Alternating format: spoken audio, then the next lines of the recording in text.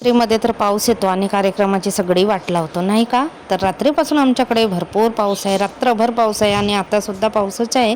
थोडाफार कमी होतो आणि लगेच चालू होतो. रात्रीचा चौथा दिवस, चौथी माळ. आजचा शुभ रंग आहे पिवळा. पिवळा रंग सूर्यप्रकाश, आशा, बुद्धी आणि सर्जनशीलता, सकारात्मक ऊर्जा, नवीन सुरुवात याचा प्रतीक म्हणजे पिवळा रंग. तर पिवळा रंग तर शुभ मानला जातो. आपण कुठल्याही कार्यक्रमाची सुरुवात करताना पिवळ्या रंगाचा वापर करतो नाही का? तर सकाळच्या स्वयंपाकामध्ये आज बनवली होती मी वाटाण्याची भाजी. रुद्रांसला आवडतात, चणे नाही आवडत पण वाटाणे आवडतात, तर मी आठवड्यातून वगैरे अशी करतच असते त्याच्यासाठी वाटाण्याची भाजी. गेला बघा शाळेत आणि कपडे धुवायचे होते. कपडे धुवायचे जरा पंचायतच पडली, कारण पाऊस तर काही थांबायचा घेत नव्हता. आणि इथे बघा मी जास्वंदाच्या फांद्या लावल्या होत्या, त्याला फूल आला आणि कळ्या सुद्धा आहेत 2-3.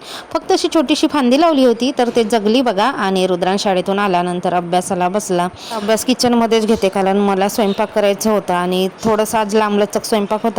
लौकी किसून धापोडे बनवायचे होते, तशीच पडून होती फ्रीजमध्ये. सकाळच्या स्वयंपाकामध्ये लौकीचे धापोडे, दोडक्याची भाजी, भात आणि चपात्या तर सकाळच्याच होत्या. तर असा स्वयंपाक होता. नंतर आम्ही गेलो कार्यक्रम बघायला. कार्यक्रमाची तर वाटच लावली. आमचा गोंदिया जिल्हा आदिवासी जिल्हा म्हणूनच ओळखला जातो आणि बहुतेक तालुक्यामध्ये तर टोटल आदिवासी राहतात. तर आदिवासी गोंडी नृत्याचा कार्यक्रम होता, तोच बघायला गेलो.